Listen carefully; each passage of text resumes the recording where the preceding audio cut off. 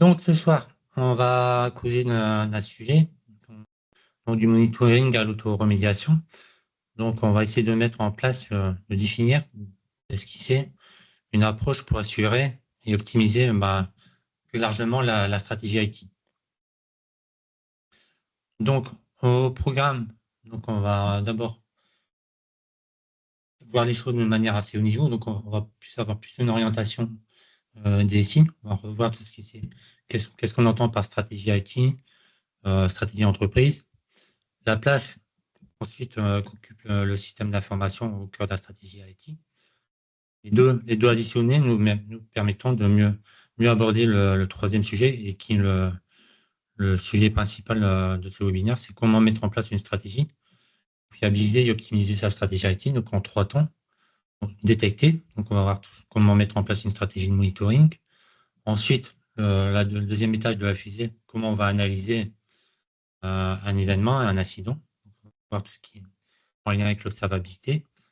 Et dans un troisième temps, tout ce qui est la remédiation, c'est-à-dire j'ai détecté un problème, j'ai trouvé la cause du problème, comment je vais y remédier. Le tout, c'est d'avoir une stratégie qui soit au service de la stratégie active. Donc, pour précision, donc là, ce webinaire, ça ne sera pas purement technique, car on est 7 heures du soir, bon, on a tous une journée derrière nous, donc on ne va pas rentrer dans des choses hyper techniques. On va être plus à la croisée des chemins entre le technique et l'organisationnel et le stratégique. Donc, en gros, le webinaire va autant s'adresser qu'à des PO, des DSI, que des gens qui sont dans la technique. Donc, avant de rentrer dans le vif du sujet, je vais me présenter rapidement. Donc, moi, je suis Samuel Dessau, donc 48 ans, et j'habite à Douai, dans les Hauts-de-France, qui est symbolisé par la petite photo en haut à droite qui incarne le mieux ma ville, donc la famille Gaillan, la famille des Géants. Et donc, j'ai créé en 2023 ma société qui s'appelle Ice4IT. Donc, brièvement, moi, j'interviens en tant que consultant et formateur. Et mon sujet principal, c'est vraiment d'accompagner les PME, les TPE, les collectivités, en tant que DSI, en temps partagé sur tous les sujets liés à la transformation digitale et au pilotage de leur IT au quotidien. Et donc, c'est pour ça qu'il il y aura un bon mois ici. Mi-mai, j'ai rejoint donc, le réseau DSI Actif, qui est un réseau d'experts DSI indépendants, qui est vraiment un gros plus dans mon activité. Et ensuite, donc, je suis formateur depuis plusieurs années dans les écoles d'ingénieurs et dans les centres de formation. Donc, en introduction à ce webinaire, donc on va se rappeler qu'on est dans un monde qui est de plus en plus dépendant de la technologie. Une gestion efficace des infrastructures informatiques, c'est vraiment crucial pour le succès des entreprises. Et ça, on l'a vu aussi pendant la période du Covid.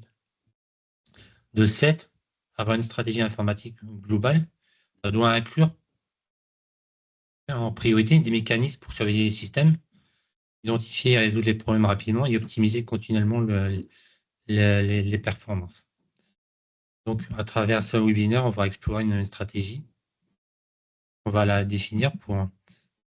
Ah, je suis coincé avec ma fenêtre. C'est pas grave. Déplacer. Ouais, comme ça sera mieux. Ouais. Donc, en gros, cette présentation, elle va explorer une approche complète pour assurer et optimiser une stratégie IT globale, donc en mettant l'accent sur le monitoring, j'ai oublié l'observative et l'autoremédiation.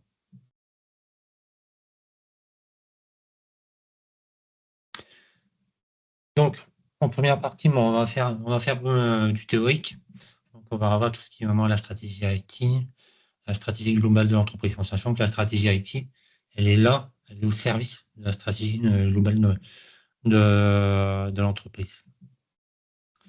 Donc, pour illustrer mon propos, j'imaginais partir d'un use case.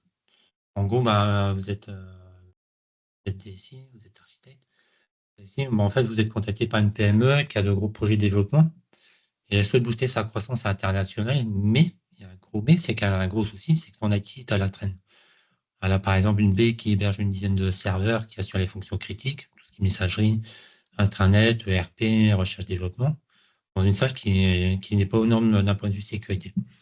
Là, ce petit point, ne relève pas de mon imagination, c'est quelque chose que moi, personnellement, j'ai vécu lorsque j'étais pour la première fois responsable informatique dans une grande école en région parisienne.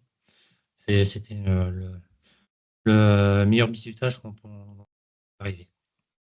Donc, de surcroît, cette précarité, elle entraîne des plantages, des lenteurs, des problèmes d'accessibilité au service. De surcroît, on a pas mal de plaintes des utilisateurs et ils avaient un prestataire qui gérait le parc mais qui ne donne pas satisfaction.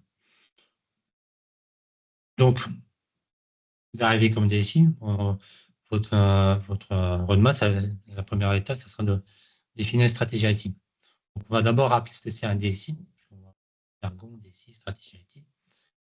Quand vous êtes DSI ou responsable IT, tout dépend aussi de la taille de l'entreprise, vous êtes là pour garantir la continuité des services informatiques, fournir aux utilisateurs et anticiper les changements et leur impact métier, système d'information.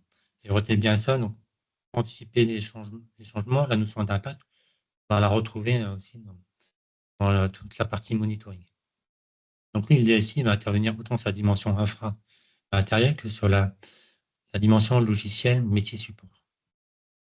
Il est aussi, même s'il n'a pas la fonction de RSSI, il est garant de la sécurité des systèmes d'information. C'est lui qui, comme j'ai dit, qui va mettre en œuvre le schéma directeur de l'entreprise, que ce soit en France ou à l'international, si on prend le cas de figure qu'on vient de citer. Et le rôle du DSI, c'est pour ça que je parlais d'alignement de la stratégie IT, la stratégie globale de l'entreprise.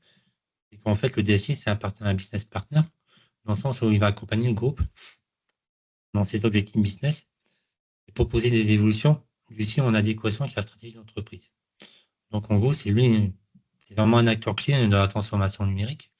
C'est lui qui va piloter les changements en étroite collaboration avec les équipes. Donc, maintenant, on va revenir rapidement sur la stratégie informatique. Donc, la stratégie informatique sur la stratégie IT, c'est un plan directeur qui aligne les capacités technologiques d'une organisation avec ses objectifs business. Donc, pour mettre en place cette stratégie IT, on a plusieurs éléments clés. Donc, la première chose, c'est la base, c'est moi ce que je fais quand je rencontre d'évaluer et d'analyser les besoins. Vous allez chez votre client, vous faites un entretien découverte. Monsieur, qu'est-ce que vous faites? C'est quoi votre métier? Comment vous fonctionnez? Donc là, de sur quoi on va auditer les systèmes existants, on va voir ce qu'il y a en termes de matériel, d'infrastructure matérielle logicielle. On va analyser les besoins métiers. En gros, à l'heure actuelle, j'ai ça, mais j'aimerais bien évoluer vers tel et tel titre ou avoir telle ou telle fonctionnalité dans mes outils, ce qui permettra après de ce qu'on a, ce que l'entreprise a, ce que l'entreprise voudrait, pouvoir mesurer l'écart. Cet écart, en gros, c'est sur ça qu'on va se baser pour mener après tous les projets qui sont liés à la transformation digitale. Ensuite, on va faire un benchmarking, donc on va comparer les performances de l'infrastructure avec les meilleures pratiques du secteur. Donc, performance, donc là, on va arriver sur les outils de monitoring. Donc, une fois qu'on a évalué et analysé les besoins, on va définir les objectifs stratégiques à court terme comme à long terme.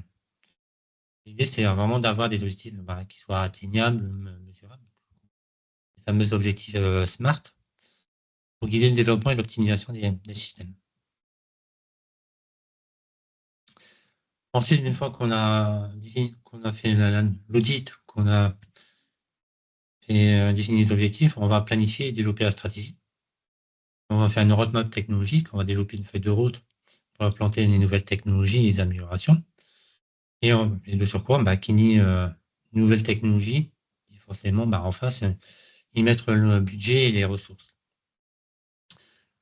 Une fois qu'on a fait ça, on va passer sur la partie vraiment gestion des risques et de sécurité. Donc là, je vais aller rapidement. Donc, l'évaluation des risques, la mise en place du plan de continuité d'activité, la mise en place de la politique de sécurité, qu'on appelle dans le jargon la PSSI, donc politique de sécurité des systèmes d'information. On va implémenter toutes ces nouvelles briques. Et après, c'est là qu'on arrive à notre sujet de monitoring. Mettre en place un service, c'est bien, c'est pas juste appuyer sur le bouton pouvoir et dire que ça va vivre ad vitam aeternam. Pour ensuite assurer le service sur le plan qualitatif. C'est pour ça qu'on va mettre en place des outils de surveillance, de reporting, pour suivre les performances des systèmes et donc de facto des services, détecter les problèmes. On va organiser tout ce qui est la maintenance préventive, pour prévenir les pannes. Et ensuite, ça on y reviendra dans la stratégie du monitoring et l'observabilité. La médiation, toujours raisonner en termes d'optimisation continue. Alors, vous faites quelque chose, vous mettez en place un service, toujours important d'avoir des retours d'expérience, d'avoir les feedbacks utilisateurs pour optimiser continuellement les processus et les technologies. Quand je parle d'optimisation, ça c'est un des pieds qu'on va voir dans la stratégie de monitoring par la suite. Alors bon, après les sujets qui sont plus vraiment liés sur le plan humain, tout ce qui est formation et développement des compétences, formation des utilisateurs, développement professionnel, après donc la partie d'évaluation des performances et ajustement sur la stratégie. Donc voilà, donc là, je vous ai présenté vraiment les différentes briques constituées d'une stratégie IT. Et là, vous voyez déjà vraiment, on parle de surveillance, on va parler de performance, on va parler d'ajustement de la stratégie, on va parler d'amélioration continue. Déjà, vous avez tous ces petits éléments qui vont nous amener ensuite à parler donc, du monitoring, de l'observabilité, de l'autoremédiation. Ces trois briques qui vont être au service de ces ponts de la stratégie IT. Donc là, pour finir, donc bon, là, je vais pas m'étaler sur le sujet, mais bon, en général, bon, quand on fait ce genre de travail, on a recours à des frameworks, des méthodologies. Bon. La plus connue étant l'ITIL, pour optimiser la gestion des services IT. Tout ce qui est méthodo agile et DevOps. Puis DevOps aussi dit amélioration continue. Et après, les outils de gestion de projet, comme Jira très long, et je vais faire un petit excursus sur le mot projet. On va parler de stratégie. On parle de stratégie IT, on va parler de stratégie de monitoring, comment la stratégie de monitoring de stabilité va servir à la stratégie IT. Parce que, pour rappel, et ça c'est un point qui pour moi est toujours extrêmement important, quand on parle de monitoring, quand on parle d'observabilité, quand on parle d'autoremédiation, on est dans un ensemble qui forme un projet d'entreprise. Et un projet qui a 3 dimensions, qui a une dimension technique, et qui a un impact forcément sur l'organisation, donc sur la stratégie d'IT, et qui a forcément un impact sur les utilisateurs, donc humains. Donc c'est pour ça, moi, en général, quand je parle de ces sujets, j'insiste toujours sur la dimension projet avec ces 3 strates, technique, l'humain et l'organisationnel. Est-ce qu'il y a des questions à ce stade? Tout est bon? Pour le moment, il n'y a pas de questions. Il n'y a pas de questions pour le moment. Je pense qu'on peut continuer. Okay. Alors, je n'avais pas encore démarré l'enregistrement. Je pense que je vais le commencer là. Comme ça, sur la deuxième partie, voilà. Ah, c'est pas grave. Donc, on compensera. C'est bon? Oui, c'est bon. Là, c'est démarré. Donc, dans la deuxième partie, donc on a vu vraiment ce que c'est une stratégie IT, comment elle est organisée.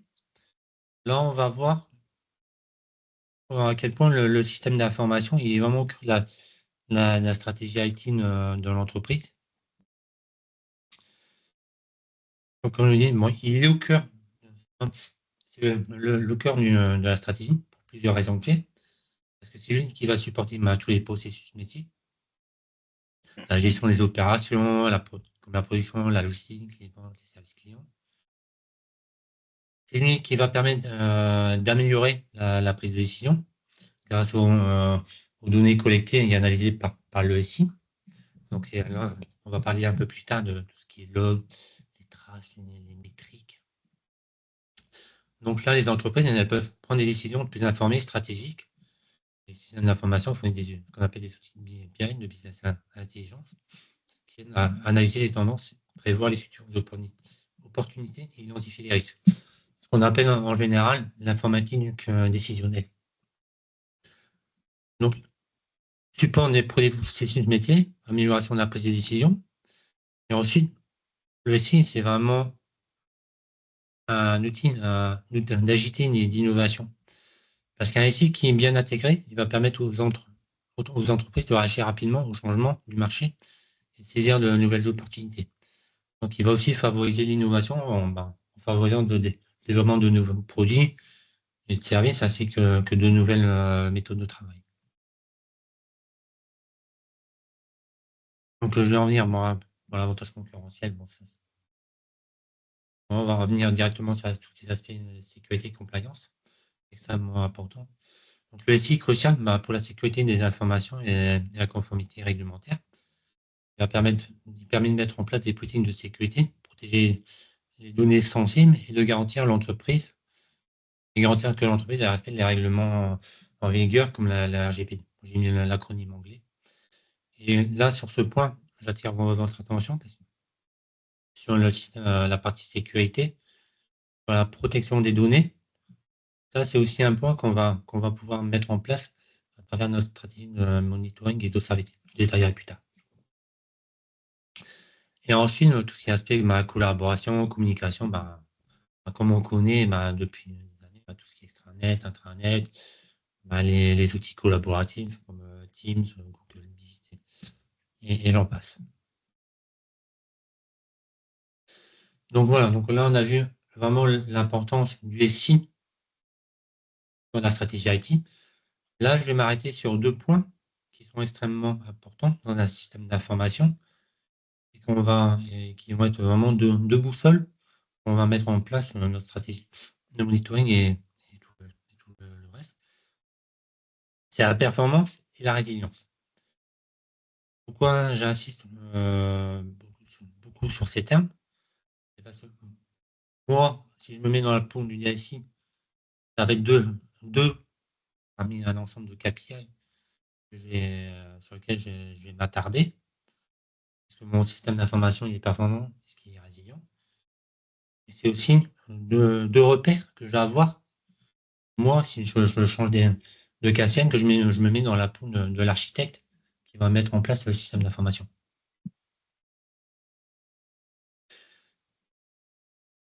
Donc, comme je vous dis, ces 2 aspects fondamentaux de tout SI, c'est vraiment la performance et la résilience. Je pourrais ajouter aussi tout ce qui est la scalabilité, autrement l'évolutivité. Après, on pourrait même, après, ça nuancer, c'est tous les aspects de durabilité, tout ce qui est Green IT. Mais là, je vais me faire vraiment le focus sur 2 mots, performance, résilience. Donc, c'est quoi la performance? La performance, en fait, elle va se référer à la capacité d'un système à traiter rapidement et de manière efficace les demandes des utilisateurs. Genre, j'arrive le matin, je me connecte sur mon intranet, je dois récupérer un document important pour une réunion. Est-ce que je le récupère en 1 minute, 2 minutes? Là, je vais voir si le système répond rapidement. Donc là, on est vraiment dans les aspects performance. Par exemple, je suis à l'extérieur, je suis en télétravail, je me connecte à mon intranet via un VPN. Si ça me prend 2, 3, voire plus de minutes, je vais me dire, bon, il doit y avoir un problème quelque part. Là, on est vraiment dans les aspects performance. Tandis que la résilience, elle va désigner vraiment la capacité à maintenir un niveau de service acceptable en dépit des perturbations. Un exemple, il y a ça, par exemple, un exemple que j'ai vécu c'était en 2017 de mémoire. Ouais, c'était bien ça. J'étais en intervention chez Total, en Belgique. On a une baie, j'étais en mission pour mettre en place tout le monitoring des services administratifs pour Total Anvers. Et tout d'un coup, on appelle moi et mon collègue, on dit ouais, il y a une baie de stockage qui a lâché. Et en fait, cette baie de stockage, elle hébergeait une application très importante, parce que c'était une application qui gérait toutes les livraisons de fuel pour la Belgique. Donc, vous imaginez un peu la grosse pagaille. En plus, c'était en plein mois d'août, c'était un vendredi, encore en plus, à la veille d'un week-end. C'est coltiner une queue de faire au moins 2 km à l'entrée de la raffinerie. Le client qui commence à devenir rouge comme une écrevisse. Moi et mon collègue, on était en intervention, donc on n'avait pas la main. Et on s'est rendu compte qu'il n'y avait pas de backup. On n'avait pas de système pour basculer. Donc, en gros, on a dû tout remonter. On est resté dans un bunker pour une grosse partie de l'après-midi pour tout remettre d'équerre. Donc, voilà, donc là, on est vraiment dans un cas où on dit mon système est défaillant. Je ne peux pas rendre le service rendu prévu pour mes utilisateurs. Je n'ai pas de système de sauvegarde, un système de bascule. Donc là, je suis vraiment dans le cadre d'un problème de résilience. Donc, la performance d'un SI va se mesurer principalement par la rapidité, l'efficacité et la capacité du système à gérer des grandes charges de travail sans dégradation du service. Donc, elle est vraiment cruciale pour assurer une expérience utilisateur qui soit fluide et pour maintenir la compétitivité de l'entreprise. Donc, qu'est-ce qui peut vraiment impacter la performance? Ça peut être les infrastructures matérielles, la qualité des serveurs, le réseau, le dispositif de stockage. Ça peut être des logiciels dont le code demande un certain temps pour l'exécution. C'est pour ça qu'il faut toujours être vigilant quand on fait des bases de données, c'est qu'elles soient bien structurées et bien indexées. Après, il y a tout ce qui est vraiment gestion des charges de travail, la capacité à équilibrer les charges de travail sur différents serveurs, et utiliser des techniques de mise en cache, les load balancers. Et ensuite, tout ce qui est aspect surveillance et maintenance. Donc, c'est pour ça, comme je dis, dans les techniques qu'on met en place pour assurer la performance, il y a tout ce qui est aspect load balancing, répartir les charges sur plusieurs nœuds. Tout ce qui est aspect caching, donc stockage temporaire des données. Après, tout ce qui est CDN, donc pour utiliser des serveurs géographiquement dispersés pour améliorer les temps de réponse. Après, tout ce qui est optimisation des algos, surtout quand on va vous faire une vidéo. Donc, on a vu la performance, on va voir la résilience. Donc, la résilience, comme je dis, c'est vraiment la capacité à un système de continuer à fonctionner de manière acceptable en dépit des incidents, que ce soit des pannes matérielles, que ce soit des cyberattaques ou des catastrophes naturelles. Donc, la résilience est vraiment essentielle pour garantir la continuité des opérations, minimiser les interruptions de service. Donc, en général, pour améliorer la résilience, on va mettre en place des systèmes de redondance. Bon, attends, j'ai pas j'ai monté l'infrastructure pour la gendarmerie, pour leur supervision. On avait une infrastructure maître sous bois, on avait sur VMware, et après on avait un backup à nos gens, donc on pouvait basculer de l'un à l'autre, ce qui faisait qu'on avait vraiment une performance assez optimale. Après, on a tout ce qui est aspect backup et restauration. On va vraiment planifier et mettre en œuvre sauvegarde régulière et stratégie de restauration rapide. Après, tout ce qui est PCA, j'aurais pu aussi parler du PRA. Donc, développer des plans pour maintenir les opérations en cas de crise. Après, tout ce qui est aspect sécurité. Donc, on va la sécurité pour prévenir et réagir efficacement aux cyberattaques. C'est la surveillance. Il faut détecter rapidement les anomalies et l'incidence, donc du secours. On va en arriver après à tout ce qui est à nos sujets de monitoring et observabilité et remédiation. Voilà. Est-ce que sur ces deux premières parties, il y a des questions, il y a des points d'interrogation?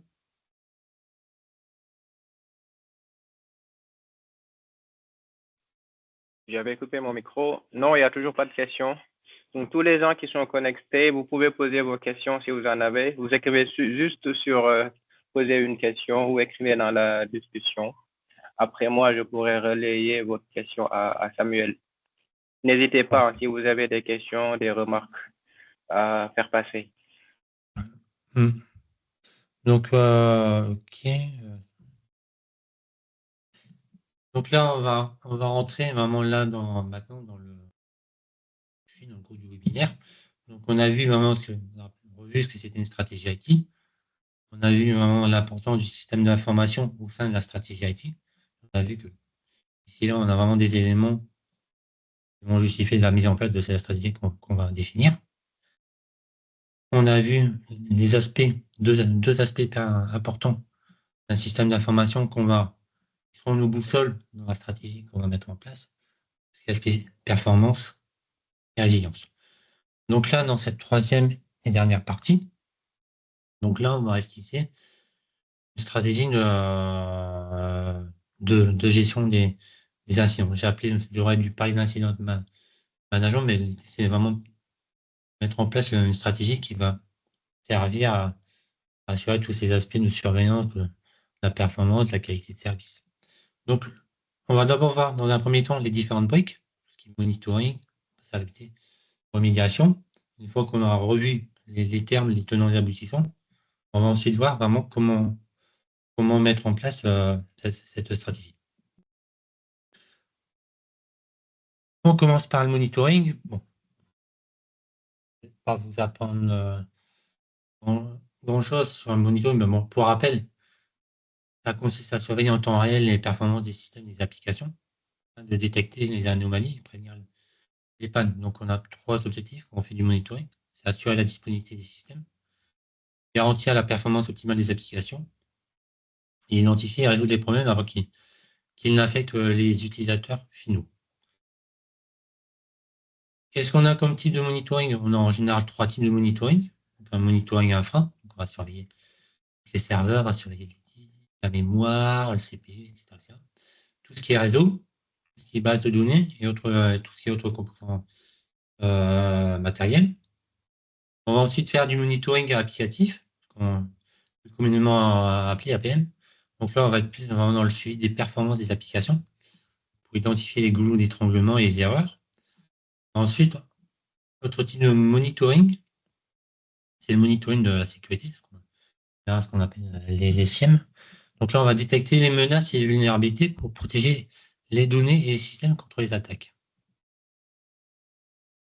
Donc, dans les outils, vous connaissez les grands noms, tout ce qui est Centrion, Zabbix, Prometheus, Isinga aussi, dont on parle moins.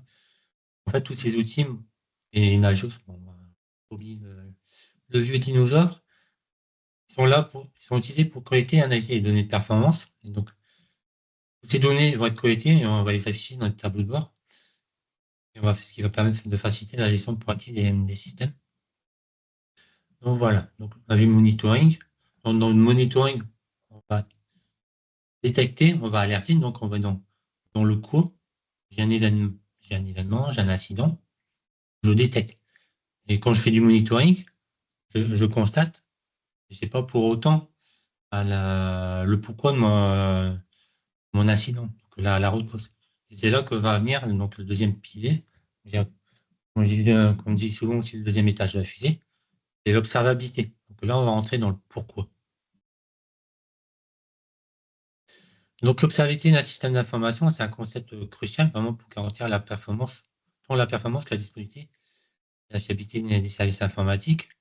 Donc elle va se référer à vraiment à la capacité de comprendre l'état interne d'un système à partir de ses sorties externes, donc tout ce qui est les logs, les métriques et les traces, ce qu'on appelle plus communément les trois piliers. Donc l'observabilité, bon, c'est vrai qu'on en parle beaucoup, c'est tendance à devenir un buzzword, tout le monde veut faire l'observabilité, c'est chouette, c'est la grande nouveauté. En fait, l'observabilité d'un système d'information, l'observabilité au niveau de l'ingénierie, c'est juste une évolution de pratique qui date de l'Antiquité et qui date de ce qui se fait dans le monde scientifique, que ce soit dans l'astronomie, dans la biologie. On est toujours dans la même logique, c'est comprendre l'état de quelque chose en fonction de ce qu'il renvoie. On va comprendre l'organisation. Par exemple, si on fait un parallèle, est-ce que ce qu'on parle d'astronomie, on va comprendre l'organisation du cosmos. Après, en fonction de la disposition des étoiles, en biologie, ça sera autre chose. Mais voilà, c'est bien comprendre, dire, je vais comprendre l'état de mon système à partir vraiment des éléments qui m'envoient, les outputs, en gros, les journaux, les métriques et les traces. Donc, qu'est-ce que c'est que les logs, les métriques et les traces? Donc, les logs, c'est vraiment c'est toute l'activité d'un système ou d'une application. Donc, on va capturer ce qu'on appelle des éléments discrets. Donc, c'est utilisé en général pour diagnostiquer les problèmes, comprendre le comportement des applications et tracer les activités des utilisateurs. Là, c'est l'aspect log. Sur l'aspect métrique, là, on va fournir des données quantitatives sur les performances et la sensibilité du système.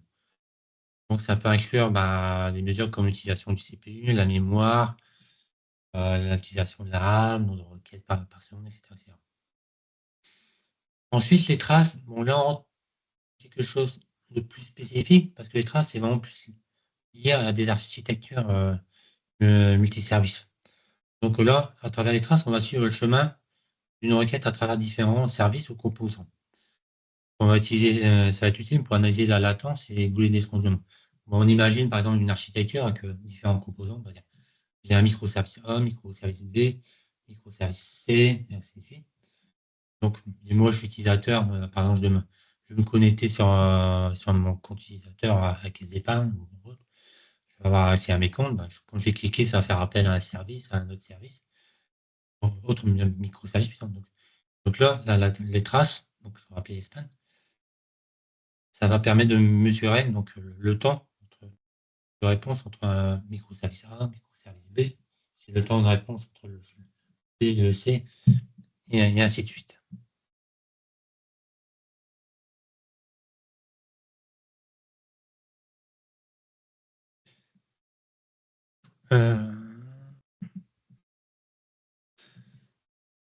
Alors, que schématel,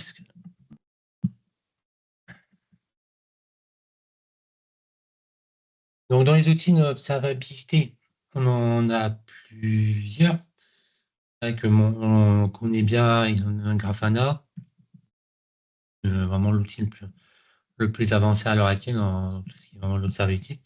Après, si on voit en fonction des différents piliers qu'on a vus, log, métrique, trace, on a différents outils.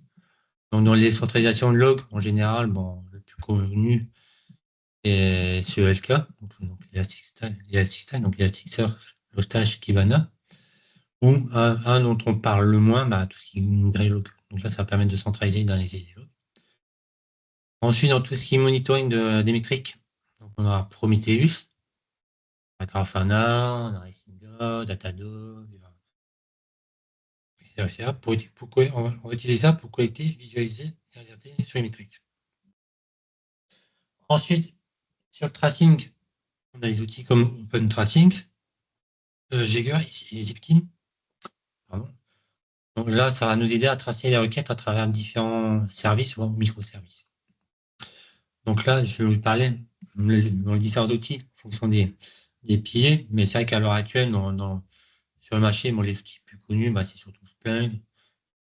Côté open source, c'est tout la Grafana, plus communément appelé la stack LGTM, donc Loki, Grafana, Tempo, Mimir.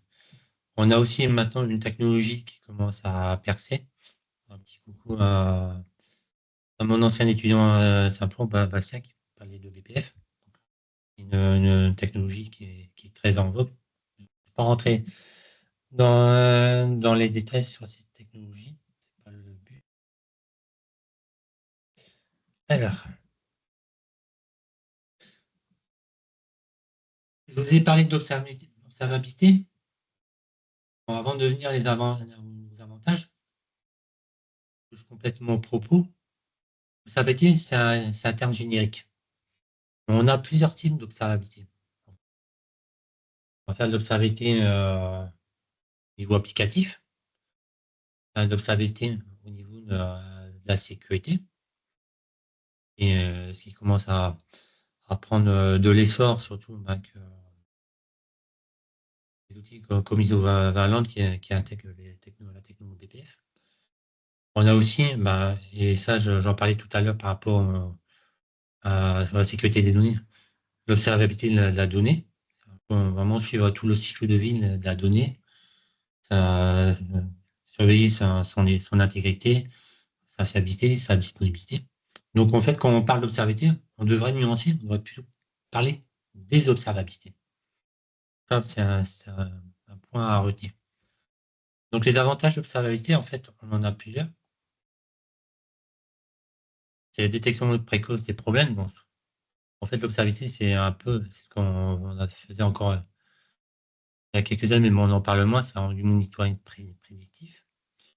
La résolution accélérée des incidents, l'optimisation de la performance et ces aspects de notre conformité et de sécurité. Attends, Samuel, on me dit que j'ai pas ouvert. Est-ce que vous arrivez à envoyer des messages ou pas? Apparemment, c'est fermé. Pouvez-vous me dire si vous arrivez à envoyer des messages, poser des questions? Ou sinon, pour les questions à la fin, si c'est... Oui, parce que là, j'ai reçu un message comme quoi c'est pas ouvert. Du coup, et pourtant, c'est déjà ouvert, je pense. Écrivez quelque chose si vous pouvez.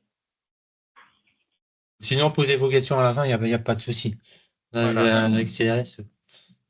Donc, je reprends donc, tout ce qui est détection, tout ce qui est monitoring proactif, donc prédictif, tout ce qui est résolution accélérée des incidents, ce qu'on appelle dans le jargon, on va réduire le MTTR, on va voir après.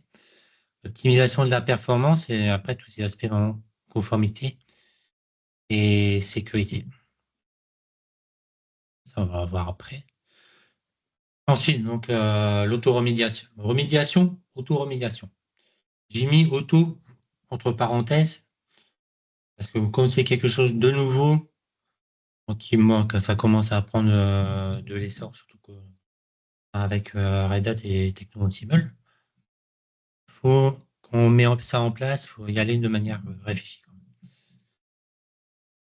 Donc, qu'est-ce que c'est l'autoremédiation? C'est vraiment la capacité d'un système à détecter automatiquement des problèmes et les résoudre sans intervention humaine. On va faire de l'autoremédiation déjà dans l'objectif, pour 3 objectifs. Ça va être de réduire le temps de résolution des incidents, ce qu'on appelle le MTTR. Ça va être ensuite dans le but de minimiser les interruptions de service. Et ça va être ensuite pour augmenter l'efficacité opérationnelle.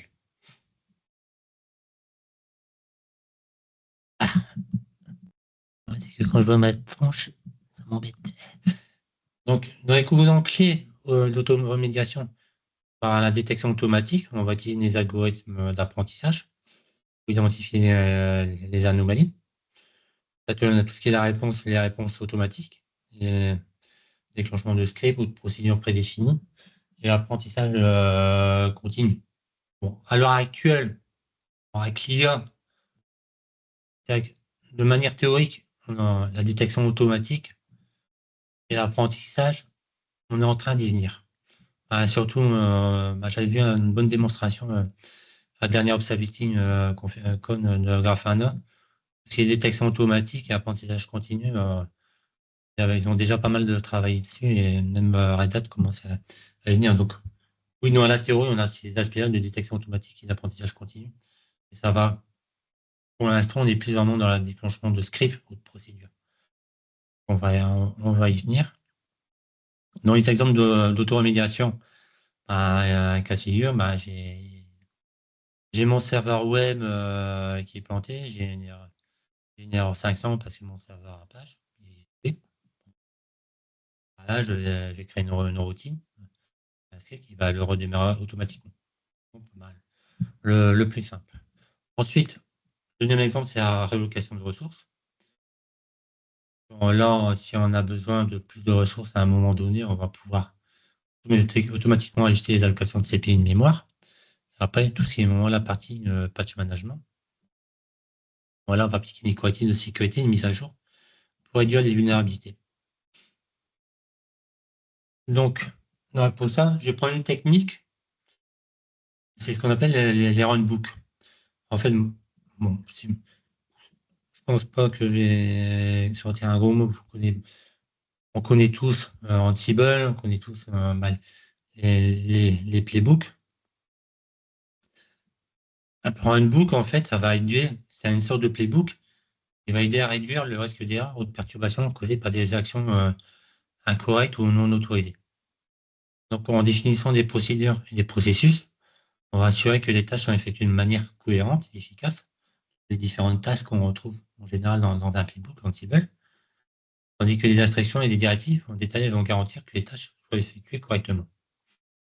Donc, les fonctionnalités d'un runbook, ça inclut tout ce qui est provision automatisée des ressources, l'aide au support, l'exécution transparente à travers les environnements distribués, l'utilisation de langage de script, l'exécution de tâches à la demande, planifier, etc., etc. Donc, je vais venir rapidement après pour revenir si besoin. Donc, des use cases de runbook, c'est le renforcement d'une instance de système d'exploitation à l'aide d'une procédure de sécurité standard. Ça peut être l'installation et mise à jour des logiciels de sécurité. Ça peut être la configuration des contrôles d'accès et des politiques de sécurité.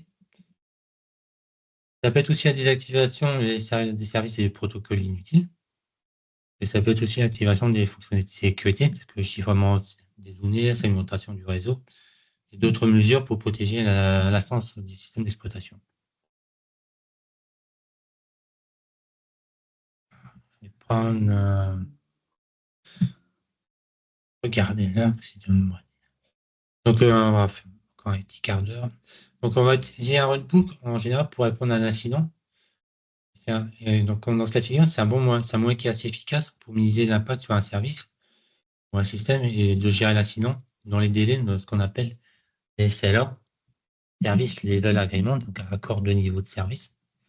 Donc, pour rappel, pour ceux qui ne sont pas dans l'étude, c'est-à-dire quand vous faites un SLA, c'est-à-dire je m'engage à dire que tel type d'incident, c'est un service qui tombe en panne, je dois le remettre en route en autant de temps. Tout ça. Donc, en définissant les procédures et les processus pour la gestion et la maintenance d'un service ou d'un système, vous pouvez utiliser un runbook en fait comme une référence lors du traitement des incidents critiques. Donc, pour utiliser un runbook pour répondre à l'incident, on va procéder comme suit. On va identifier l'incident. Donc là, c'est côté monitoring. On va évaluer la gravité et l'impact de l'incident. On va suivre les procédures pertinentes du runbook et communiquer et documenter.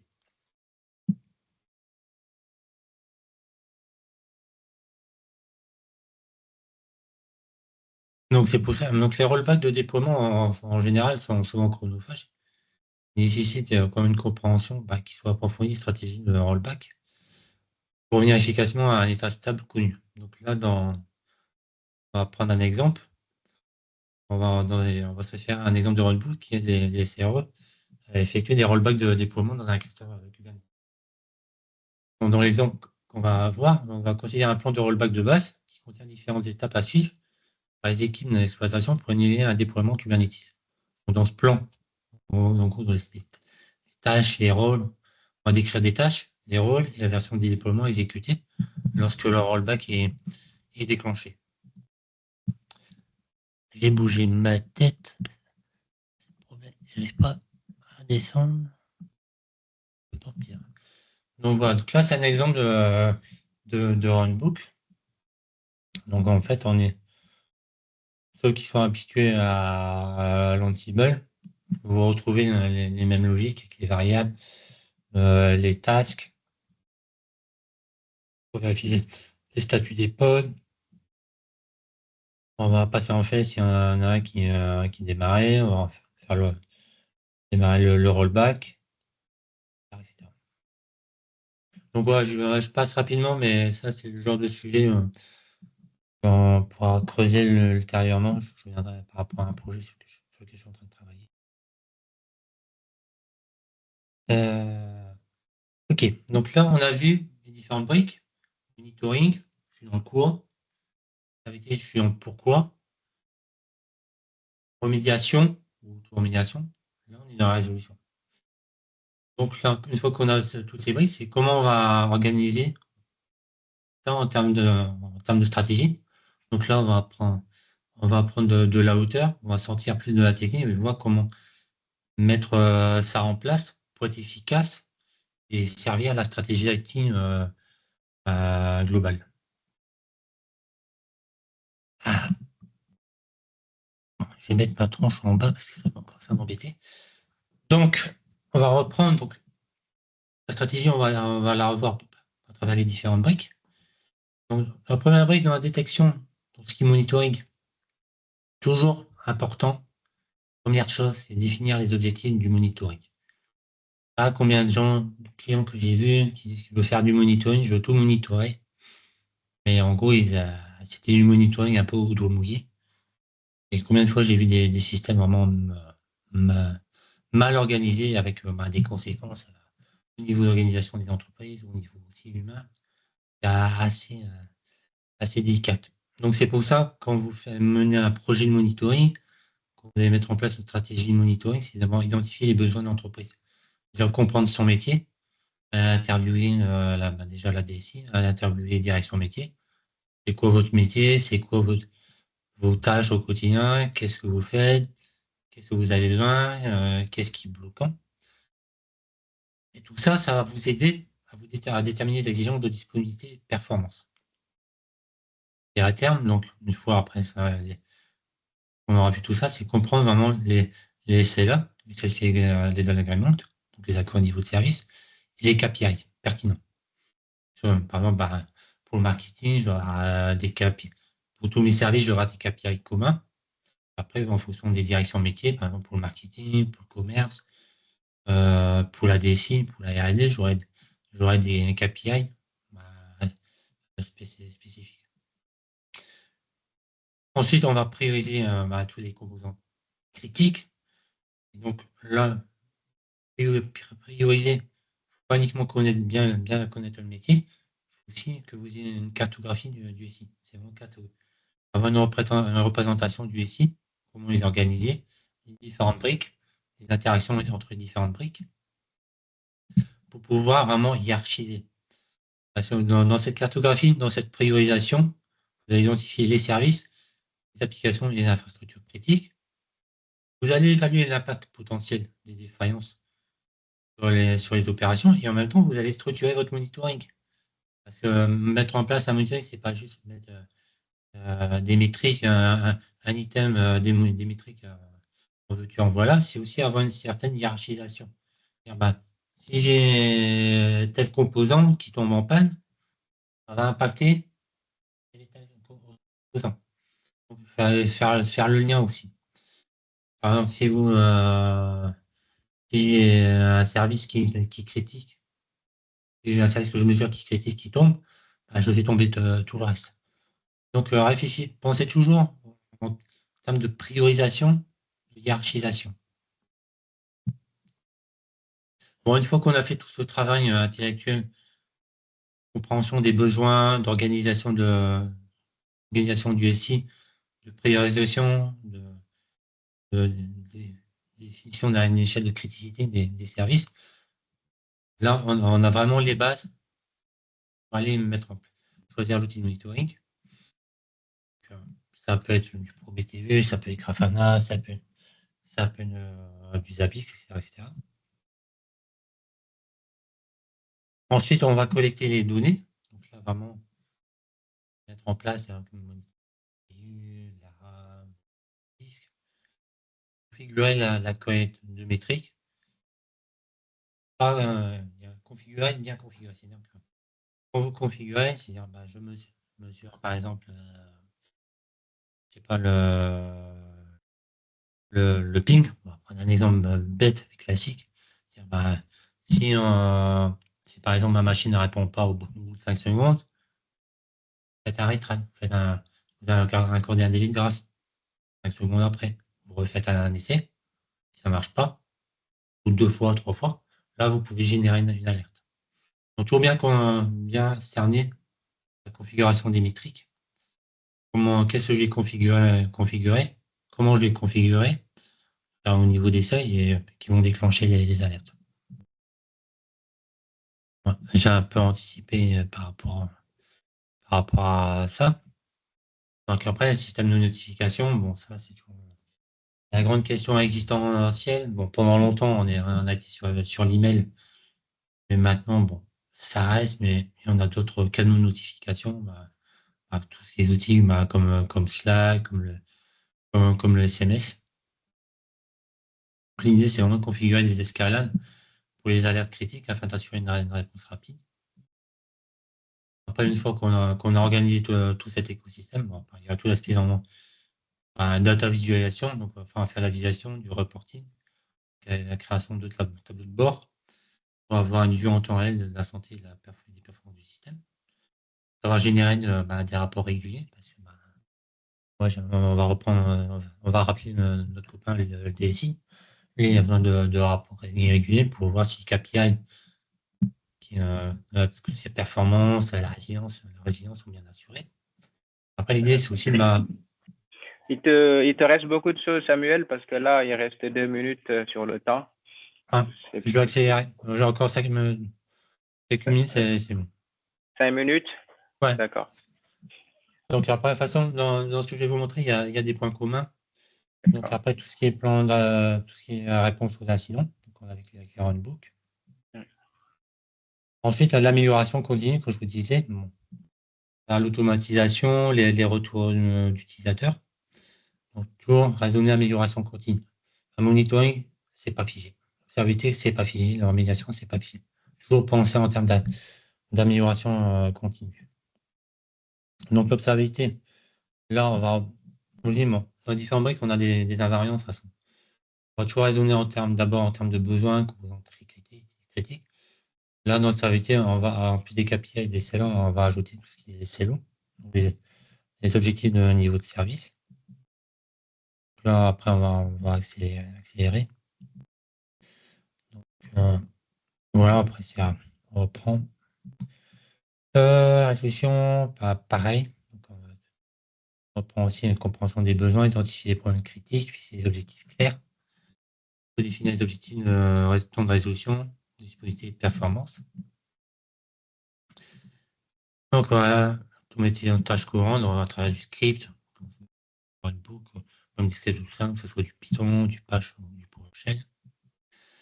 Les déclencheurs, donc on peut avoir des déclencheurs automatiques ou bien utiliser des workflows comme AWS Lambda ou Azure si vous êtes sur le cloud. Peut-être toujours faire des tests, ça c'est important, parce que ça, toujours bien tester avant de mettre en prod. Avoir un environnement de test, faire des tests de résilience. Et surtout, ça j'insisterai assez jamais, ça. Je mets ma casquette de DSI et la documentation des procédures et la formation des équipes. Ça, c'est extrêmement important. Donc voilà, j'ai un peu accéléré à la fin. Donc, on a vu ces stratégies. Conclusion, une stratégie intégrée de monitoring et d'observabilité et de remédiation. C'est pas seulement des outils techniques, c'est pas un agrégat d'outils, mais c'est vraiment un catalyseur puissant pour transformer l'IT de votre entreprise et d'en faire un moteur de croissance et de compétitivité.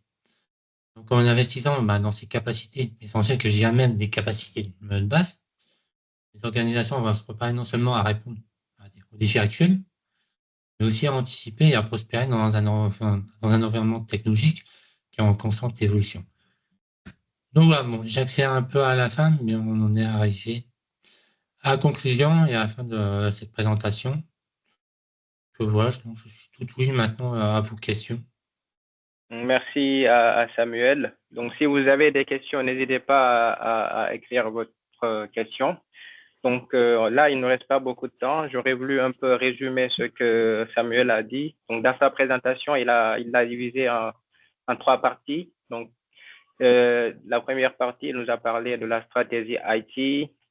Et dans sa deuxième partie, il nous a parlé du SI au cœur de la stratégie globale de l'entreprise.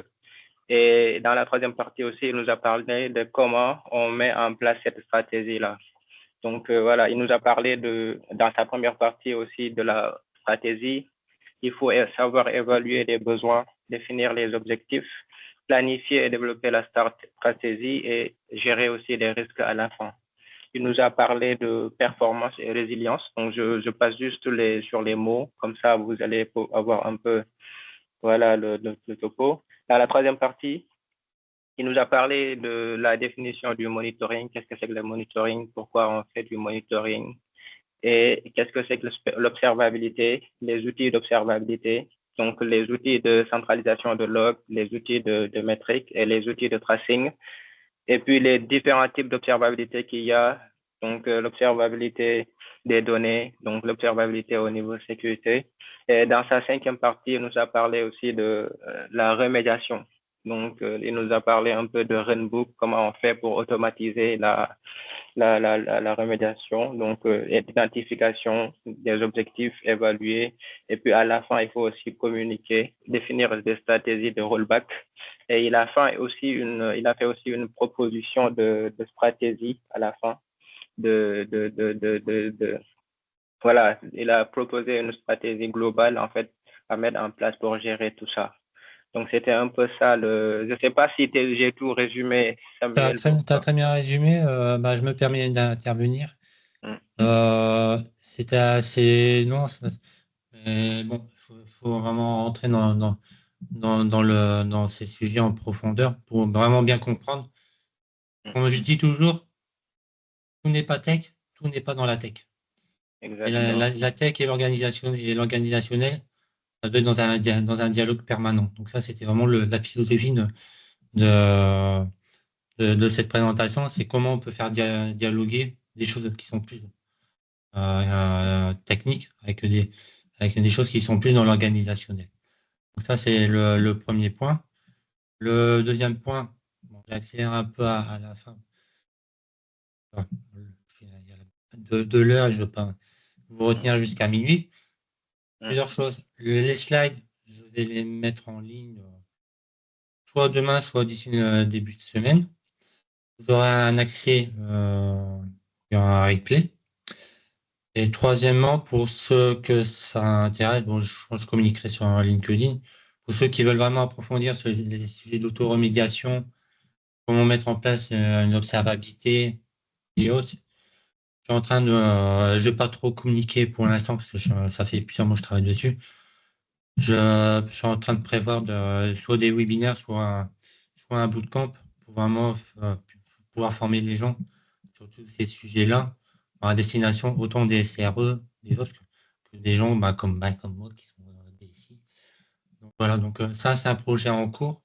Mais n'hésitez pas si vous avez des questions, si vous avez vraiment, si vous voulez creuser le sujet, si vous-même vous avez des besoins de votre côté, n'hésitez pas à me contacter directement par LinkedIn.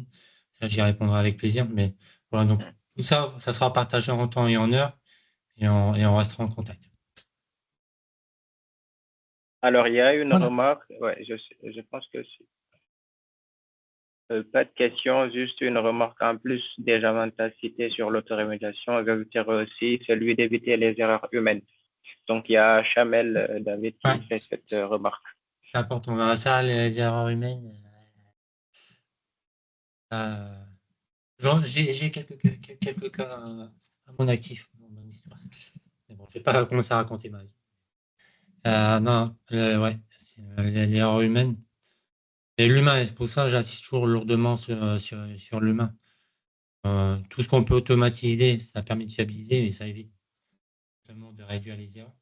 Mais aussi, ne jamais oublier l'humain au centre de tous ces sujets, que ce soit en termes de compréhension des besoins, de formation et surtout de documentation, parce que c'est vrai, dans la stratégie, il y a 3 piliers: monitoring, observabilité, auto-remédiation. On pourrait même ajouter un 4e pilier. Là, je vais remettre ma casquette de DSI. C'est toute la partie knowledge management, toute la partie documentation.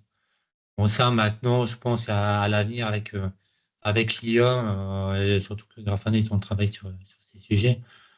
Tout ce qui est incident, tous les post-mortem, ça, il y a des choses qui vont s'améliorer dans les années à venir, mais ça, après, j'extrapole. Donc là, il nous reste 3 minutes. Je prends juste 3 minutes pour finaliser. Et puis, je remercie tout le monde pour votre présence. Nous remercions aussi Chamiel pour sa disponibilité, pour son sens élevé du partage des connaissances. Donc, Samuel, il est un expert reconnu, très actif en fait dans ce domaine du monitoring et de l'observabilité. Il participe à plein de plein de conférences. Il fait pas mal de webinaires. Il fait aussi des formations dans les écoles et les entreprises. Donc, si vous avez des besoins par rapport à ce domaine du monitoring en général ou de l'observabilité, c'est votre homme. Donc, pour parler un peu à la fin, il y a 2 minutes pour parler du Paris Monitoring Day. Je pense que tous les gens qui sont connectés connaissent un peu cet événement-là que l'on organise. Cet événement-là, en fait, c'est organisé par, je veux dire, les experts. Donc, nous, l'année dernière, quand on a débuté, on a parlé un peu avec les experts pour savoir comment on fait pour mettre en place une communauté active. Donc, le but de tout ça, c'est d'avoir une communauté active au niveau francophone, permettre un peu de proposer, parce qu'on s'est rendu compte qu'il n'y a pas beaucoup d'éditeurs dans le domaine. Donc, aujourd'hui, en France, au niveau éditeur domaine monitoring, moi, je connais que Centréon sur la partie monitoring. Voilà, et il n'y a pas beaucoup d'éditeurs dans ce domaine-là au niveau francophone. Et on s'est dit pourquoi pas avoir une communauté qui pourrait aussi être à l'origine des initiatives d'éditeurs dans le domaine. Et puis voilà, l'objectif aussi, c'est pas de se cloîtrer dans le domaine francophone. On est ouvert. Donc l'année dernière, on a eu des partenaires qui sont venus de Londres en tant que sponsor. Et cette année aussi, on a bien commencé. Pour le moment, il y a des sponsors qui nous contactent. On essaye à peu près de faire quelque chose de correct. Donc, de partager les connaissances, de faire rencontrer les experts, les éditeurs et les passionnés de supervision en général pour que tous, dans un même endroit, on essaye de parler, de networker et de faire avancer le domaine. Donc, si vous voulez plus de détails sur l'organisation du Paris Monitoring Day, je vais envoyer le site, l'adresse, l'URL du site. Et si vous avez des questions, vous pouvez m'écrire sur LinkedIn ou vous poser la question à Samuel. Donc, Samuel, il sera là. Il fera partie aussi des speakers de cette édition aussi, comme il l'avait fait l'année dernière. Donc, le but de tout ça, c'est de partager les connaissances. Et merci à tous pour votre présence. Et Samuel, je te laisse la parole si tu as une dernière, quelque chose à ajouter à la fin. Au plaisir de rencontrer tout le monde au mois de novembre. Voilà. Et d'ici là, moi, il y aura les vacances. Et non, ça. Je peux confirmer, moi, c'était ma première expérience l'année dernière du Paris Monitoring Day. Ça s'est super bien passé. Ouais. Comme toujours, moi, j'adore ce genre d'événement où on peut rencontrer des gens passionnés et des gens qui aiment partager. Et ça c'est, comme dirait un journaliste, c'est comme le TRC, c'est mandat d'homme. Non, venez, vous n'allez pas le regretter. Une bonne journée de montée en compétences et de rencontres intéressantes. Parfait. Donc, je vais arrêter la réunion. Donc, Samuel, nous partagera en fait la présentation que je vais envoyer par mail à tous les gens qui se sont inscrits. Et puis, merci à tous. On se dit à la prochaine. Merci. Bonne soirée à tous. Bonne soirée.